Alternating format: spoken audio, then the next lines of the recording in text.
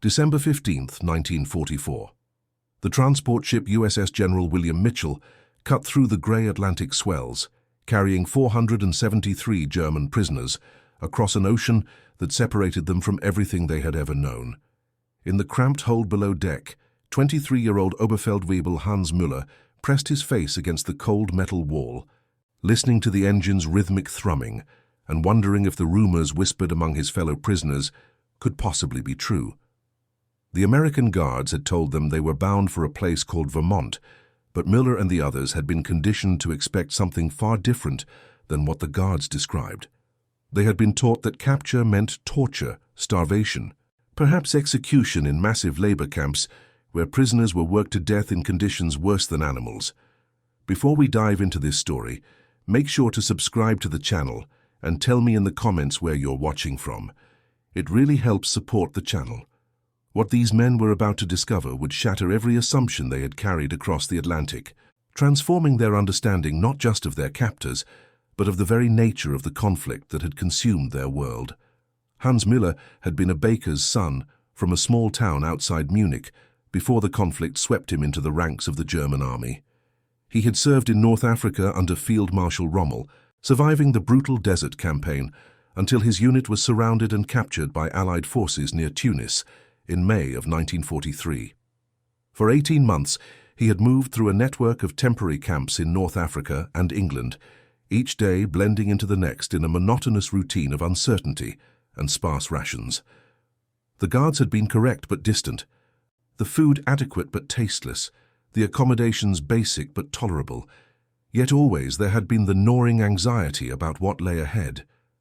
Beside Müller in the ship's hold sat Friedrich Weber, a former schoolteacher from Dresden who had been taken during the Italian campaign. Weber was 37 years old, older than most of the other prisoners, and he carried himself with a quiet dignity that the younger men found reassuring. He had spent the voyage attempting to learn English from a battered phrase book he had somehow managed to keep through his captivity, practicing pronunciation with anyone willing to listen. Next to him, 18-year-old Klaus Becker from Hamburg tried to hide his fear behind a facade of bravado, making jokes about American gangsters and speaking in a loud voice about how he would escape at the first opportunity. The ship docked in Boston Harbor on a frigid morning when the sky seemed to press down like a sheet of hammered steel. The prisoners shuffled down the gangway under heavy guard, their breath forming clouds in the December air. Müller noticed immediately how well-fed the American soldiers appeared, how new their uniforms looked, how they carried themselves with a casual confidence that spoke of plenty. It was the first jarring hint that perhaps the world the prisoners had been told about did not quite match reality. They were loaded onto a train, guards positioning themselves at intervals throughout the cars. As the locomotive pulled away from the coast and began climbing into the interior, Müller pressed his face against the window, watching the landscape transform. The countryside grew more rural, more forested, with white-painted farmhouses dotting the hillsides and church steeples rising from small villages that looked almost European in their arrangement. Snow had begun to fall, dusting the fields and trees with a clean whiteness that seemed impossibly peaceful. What struck Müller most forcefully was the absence of destruction. There were no bombed-out buildings, no rubble-filled streets, no hollow-eyed civilians picking through ruins. The towns they passed appeared untouched by conflict, with shops displaying goods in their windows and automobiles moving through the streets, as if the world were not tearing itself apart across the ocean. The cognitive dissonance was almost painful. This was the enemy homeland, yet it looked more prosperous and peaceful than Germany had been even before the war began. Weber leaned close and whispered, "Look at the farms. The barns are bigger than our houses were." It was true. The agricultural buildings they passed were substantial structures, well-maintained and clearly productive. Even in winter, the countryside radiated an abundance that seemed impossible given what the prisoners had been told about American deprivation and weakness. The train climbed higher into the mountains of Vermont, the landscape growing more dramatic as peaks rose on either side of the valley they followed. In the late afternoon, as the winter sun cast long shadows across the snow, the train finally slowed and pulled into a small station. A sign read, "Waterbury." The prisoners were ordered off the train and onto waiting trucks, which drove them 3 miles through increasingly deep snow to their destination. Camp Waterbury sat in a valley surrounded by forested mountains, a collection of wooden barracks arranged in neat rows and enclosed by wire fencing. Guard towers stood at the corners, but even these seemed less ominous than the prisoners had expected. As the trucks passed through the main gate, Miller noticed something that made his breath catch. Outside the fence, local civilians had paused in their activities to watch the arrival. They were not jeering or throwing stones. They simply watched with what appeared to be curiosity, some even offering tentative waves. The camp commandant, Colonel Robert Morrison, addressed the assembled prisoners through an interpreter. Morrison was a career officer, 52 years old, who had served in the previous global conflict and understood that how prisoners were treated reflected on the nation holding them. His words, translated into German, were clear and direct. "You are prisoners under the Geneva Convention," he said. "You will be treated according to international law. You will work as the convention allows, but you will be paid for your labor. You will receive the same rations as American soldiers. You will have access to medical care. You will be allowed to send and receive mail. If you follow the rules, you will be treated fairly." The prisoners stood in stunned silence. The same rations as American soldiers, payment for work. It seemed too incredible to believe. Surely this was some kind of trick, a temporary kindness before harsher treatment began. They were assigned to barracks, each building housing 40 men in 2-tiered bunks. The structures were heated with wood stoves, not luxurious, but far warmer and more comfortable than anything Miller had experienced in the African desert or the cramped quarters in England. Each prisoner was issued blankets, a pillow, basic toiletries and work clothes. Then came the first meal. The mess hall was a revelation. The prisoners filed through a serving line where American cooks laded food onto metal trays. Müller stared at his portion in disbelief. There was meat, actual meat in generous quantity. Potatoes, vegetables, bread, butter, coffee with real sugar. The amount of food would have fed his entire family for 2 days back home. Around him, other prisoners stood frozen, staring at their trays as if they might vanish. Weber was the first to sit, his hands trembling slightly as he picked up his fork. "This cannot be real," he muttered. "This cannot be what they eat every day," but it was. The prisoners learned quickly that this was the standard ration, that tomorrow would bring another meal of similar abundance, and the day after that, and the day after that. For men who had grown accustomed to the shortages and rationing of wartime Germany, who had watched their own families scrimp and save every morsel, the plenty was almost obscene. Klaus Becker ate until he was sick, his young body unaccustomed to such richness after years of deprivation. Others ate more slowly, savoring each bite, unable to quite believe their good fortune. That night, lying in his bunk with a full stomach for the first time in years, Müller stared at the ceiling and tried to reconcile what he was experiencing with everything he had been told. The propaganda had been clear and constant. America was weak, decadent, on the verge of economic collapse. Its people were soft, unable to fight, their industrial capacity broken by internal divisions. The German forces were superior in every way, destined for victory because of their strength and discipline. Yet here was evidence that contradicted every element of that narrative. The abundance, the organization, the casual efficiency of American operations suggested something very different. Work began the following Monday. The prisoners were divided into groups and assigned various tasks. Some went to work in the forests, cutting timber for the war effort. Others were sent to local farms to help with winter preparations and maintenance. A group of men with mechanical skills was assigned to a furniture factory that had converted to producing wooden components for military transport vehicles. The Geneva Convention prohibited using prisoners for direct war production, but supporting industries were permitted. Müller found himself assigned to a dairy farm 3 miles from the camp, owned by a man named John Gallagher. Gallagher was 61 years old, a taciturn Vermont farmer whose 2 sons were serving in the military overseas. His farm had been short-handed since they left, and he had requested prisoner labor to help him maintain operations through the winter. 8 prisoners, including Müller and Weber, were transported to the Gallagher farm each morning and returned to camp each evening. That first day, as Müller climbed down from the transport truck, Gallagher looked the prisoners over with an appraising eye. He said something in English that the guard translated. "He says you look like you know which end of a cow to milk." The guard grinned. "He wants to know if any of you have farm experience." Miller raised his hand, as did 3 others. Gallagher nodded with satisfaction and gestured for them to follow him to the barn. The Gallagher farm was a substantial operation with 43 dairy cows, several pigs, chickens, and enough land to grow hay and grain for feed. The barn was well built and well maintained, the animals healthy and productive. Gallagher demonstrated what he wanted done, and the prisoners set to work. Müller found the rhythms familiar from his youth helping on neighboring farms in Bavaria. The smell of hay and manure, the warmth of the cows in the cold barn, the simple physical labor, all felt almost normal, a connection to a life that seemed impossibly distant now. After the morning milking, Gallagher's wife Eleanor brought out lunch. Müller had expected to return to the truck to eat whatever ration the guards provided, but Mrs. Gallagher insisted the workers come into the farmhouse kitchen. The room was warm and bright, with a large table covered in a checkered cloth. She set out sandwiches made with thick slices of ham and cheese, mugs of hot soup and generous portions of apple pie. The prisoners sat awkwardly, unsure if this was some kind of test. Gallagher sat down at the head of the table and bowed his head briefly before eating. The prisoners watched him, then tentatively began on their own food.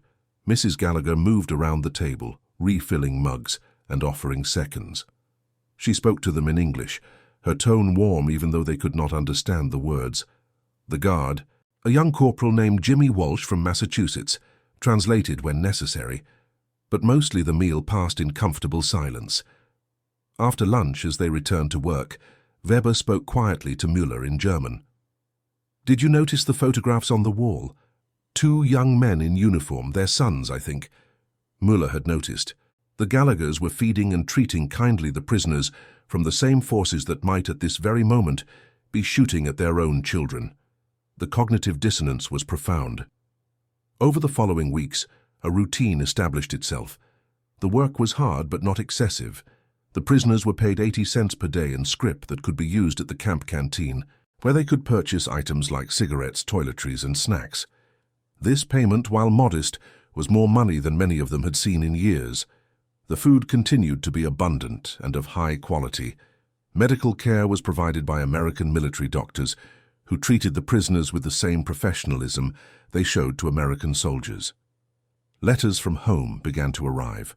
Though irregularly and heavily censored, Müller received a letter from his mother that had taken 4 months to reach him. She wrote in careful language, knowing that every word would be read by censors on both sides, but the message was clear. Things were very difficult in Germany. Food was scarce, the bombing was constant. She urged him to take care of himself and not to worry about them. Reading between the lines, Müller understood that conditions at home were far worse than she dared say explicitly. The contrast between his mother's careful descriptions of privation and his own current circumstances created a strange guilt. He was a prisoner, ostensibly the defeated party, yet he was eating better and living in more comfort than his own family. The psychological impact was subtle but profound. Everything he had believed about the respective strengths of the 2 nations was being quietly dismantled by daily experience. The winter deepened, and the prisoners settled into their routine.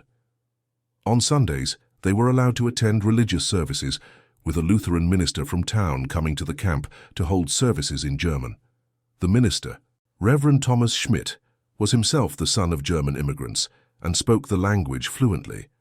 His sermons were carefully non-political but deeply humane, focusing on themes of forgiveness, redemption, and the brotherhood of all people under God.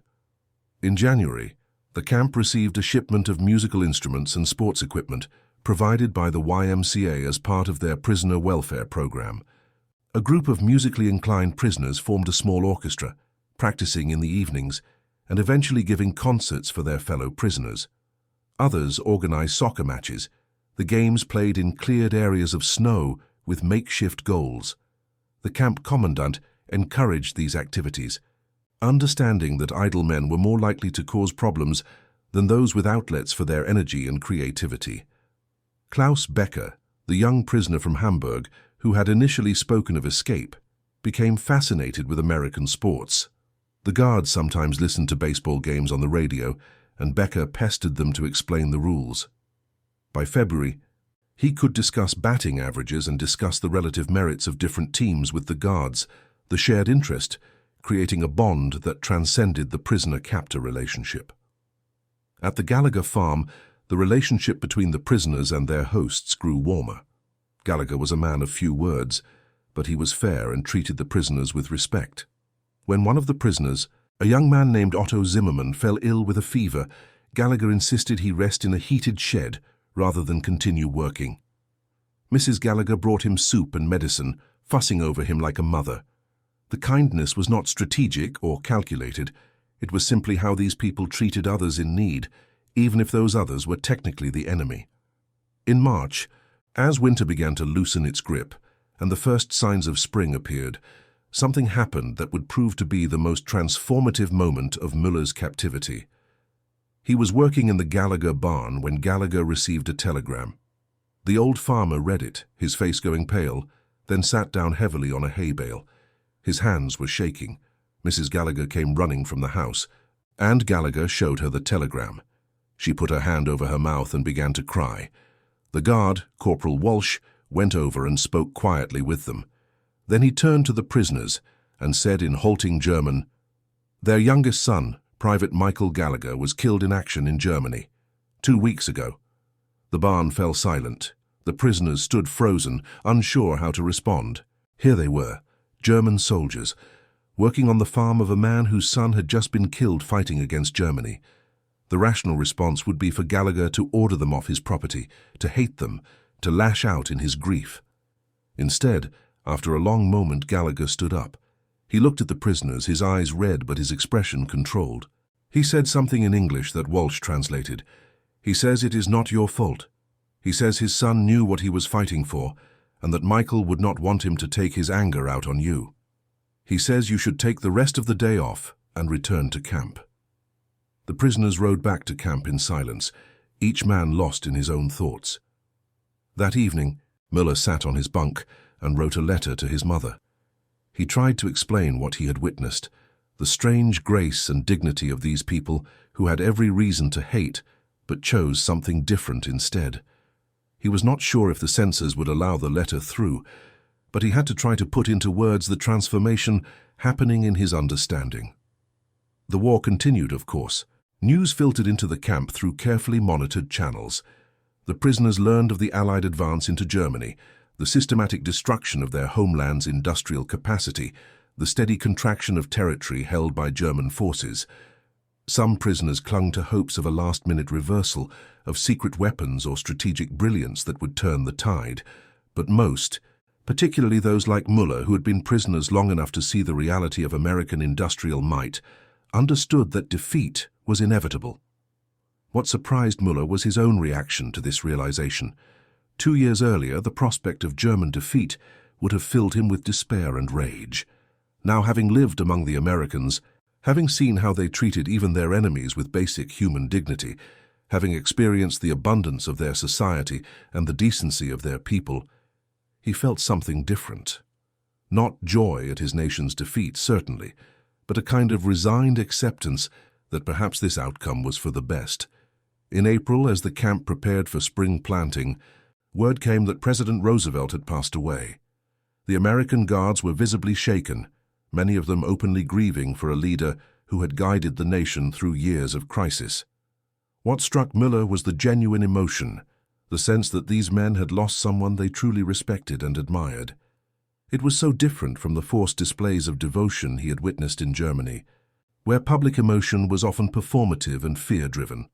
The camp commandant ordered flags flown at half-staff and gave a brief address honoring the deceased president. Some of the prisoners attended out of curiosity, others out of genuine respect. Weber, the former schoolteacher, commented quietly to Müller, "This is what real leadership looks like. People mourning because they have lost someone who genuinely served them, not because they are required to display grief." As spring turned to summer, the prisoners working on farms became increasingly valuable to the local economy. Vermont, like much of rural America, was experiencing severe labor shortages as young men went off to fight. The prisoner labor program helped keep farms productive, ensuring that food continued to flow to both military and civilian populations. The irony was not lost on the prisoners that they were helping to sustain the very system that was defeating their homeland. The work was different in summer. Instead of mucking out barns and maintaining equipment, the prisoners found themselves in the fields, helping with planting and cultivation. The days were long and the labor intense, but the abundance of food and the fair treatment continued. Müller noticed how his body was changing, growing stronger and healthier than it had been in years. Many of the prisoners put on weight, their frames filling out with regular meals and hard work. In June, news arrived that Allied forces had landed in Normandy and were fighting in France. The prisoners gathered in small groups, discussing the implications. Some held on to hope that German forces would repel the invasion, but most understood that the writing was on the wall. The war was entering its final phase, and the outcome was no longer in doubt. At the Gallagher farm, summer brought a new routine. The prisoners helped with haying, a back-breaking task that involved cutting, drying and storing the grass that would feed the cows through the next winter. Gallagher worked alongside them, his grief over his son's death channeled into physical labor. He never spoke about Michael, but sometimes Müller caught him staring off into the distance, his expression distant and pained. Mrs. Gallagher, for her part, seemed to find comfort in feeding the workers. She would bring out enormous meals at midday, plates piled high with fried chicken, fresh vegetables from her garden, homemade bread and pie. She fussed over the men, making sure everyone had enough, sometimes slipping extra portions to those who looked particularly hungry. One afternoon in July, as they sat in the shade of a maple tree eating lunch, Klaus Becker asked Corporal Walsh a question that had been troubling many of the prisoners. "Why do they treat us like this? We are the enemy. Their son died fighting us. Why do they not hate us?" Walsh was quiet for a moment, chewing his sandwich thoughtfully. Then he said, in his broken German mixed with English, that the prisoners had learned to understand. "Americans do not hate so easy. We fight because we must, because there are things worth fighting for. But we do not hate the men on the other side. We hate what they are made to do, maybe, or what their leaders make them do. But the men themselves, they are just men. They have families. They have homes. They did not choose this war any more than we did." He paused, then added, "Gallagher knows his son did not die because you personally shot him. His son died in a war, and wars are bigger than any one person. He knows you are just a baker's son from Munich, who got caught up in something bigger than yourself. How can he hate you for that?" The simplicity of this philosophy, the basic human decency of it, struck Müller with force. It was so different from the rhetoric he had been fed in Germany, where the enemy was dehumanized and demonized, where hate was cultivated as a virtue.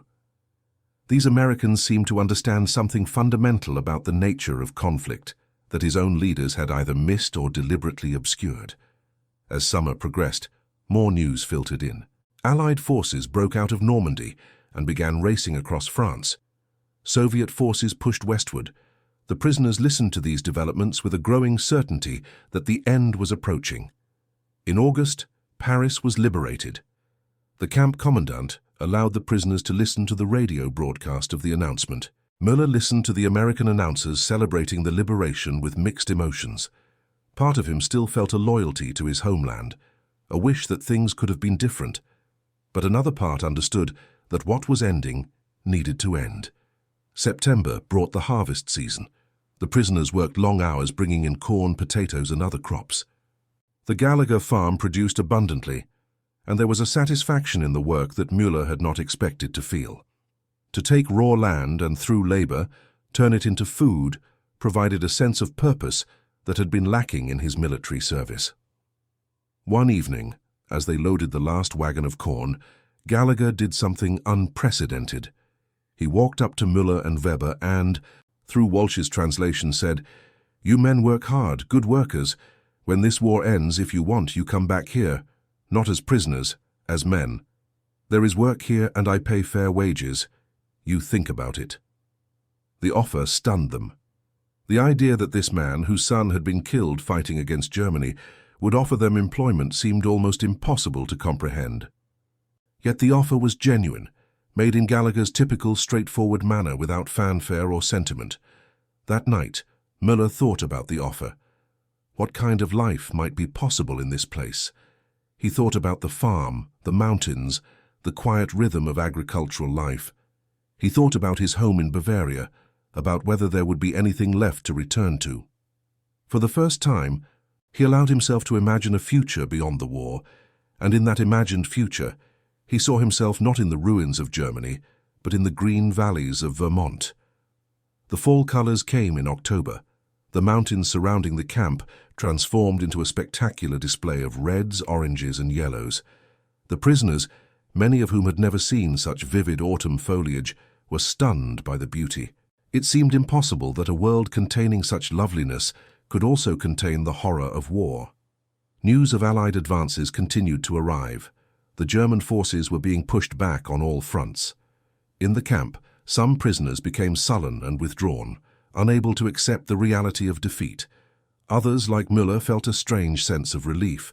In November, the prisoners harvested the last of the crops and began preparing farms for winter. The Gallaghers invited their prisoner workers into the farmhouse for Thanksgiving dinner, a gesture that moved several of the men to tears. Mrs. Gallagher had prepared a feast, a turkey with all the traditional accompaniments. The prisoners sat at the extended dining table, uncomfortable in their best clothes. Gallagher said grace, thanking God for the food, and asking blessings on all those gathered, including our friends from across the ocean who work alongside us. It was the first time he had called them friends. December brought the anniversary of their arrival. Müller marked the date quietly, reflecting on how much had changed in 12 months. He had arrived expecting harshness and had found humanity.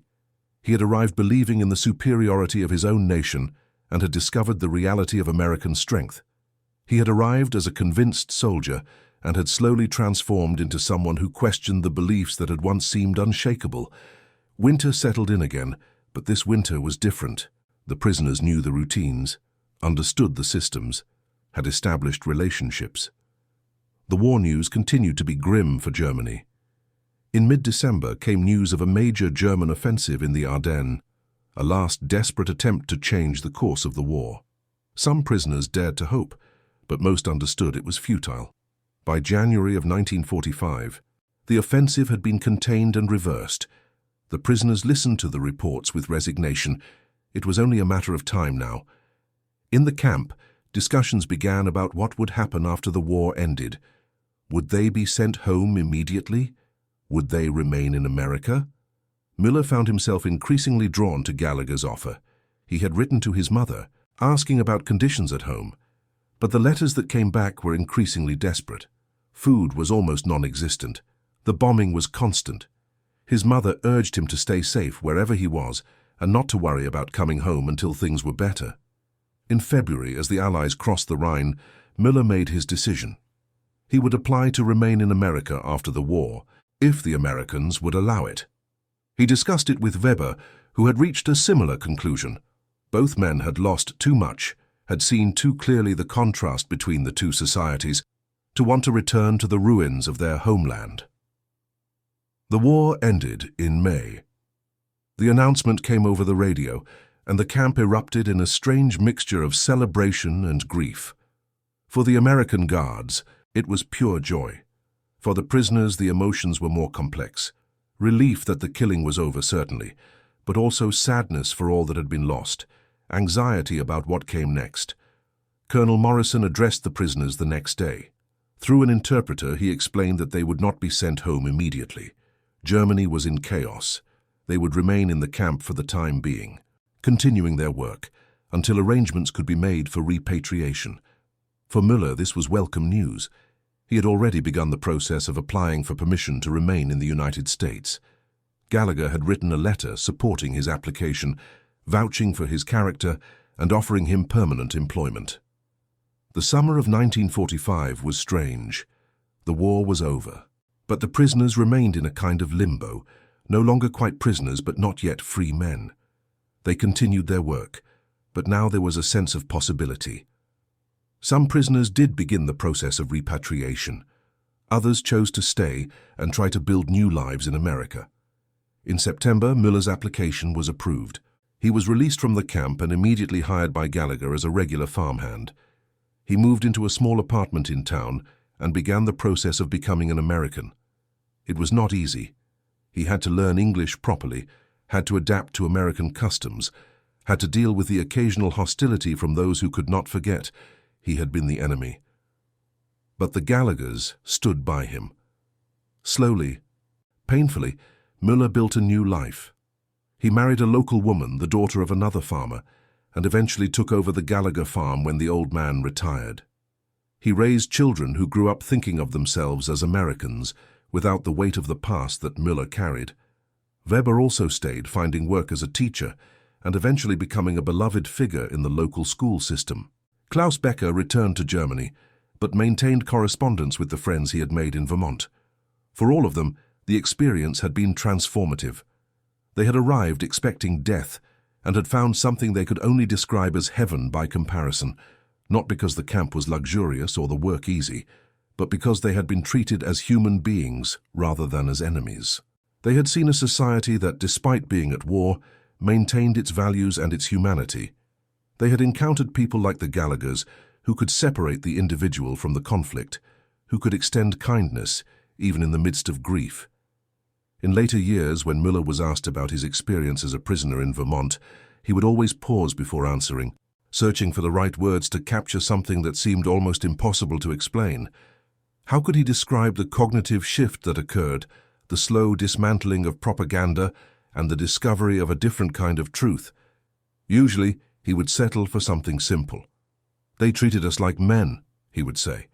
They fed us, they paid us, they respected us, and in doing so, they showed us something we had not known existed, a way of being in the world that was not based on domination or hate. That was the real victory, not the military defeat, but the victory of their values over ours, and we were better for it. The camp at Waterbury closed in 1946. The remaining prisoners finally repatriated. The buildings were torn down, the land returned to forest. Today, few physical traces remain of the place that housed those 473 German prisoners, but the impact rippled outward in ways both large and small, in the stories that former prisoners told their children and grandchildren, in the friendships that endured across decades, in the quiet grace of farmers who chose forgiveness over revenge. The legacy persisted. And that concludes our story. If you made it this far, please share your thoughts in the comments.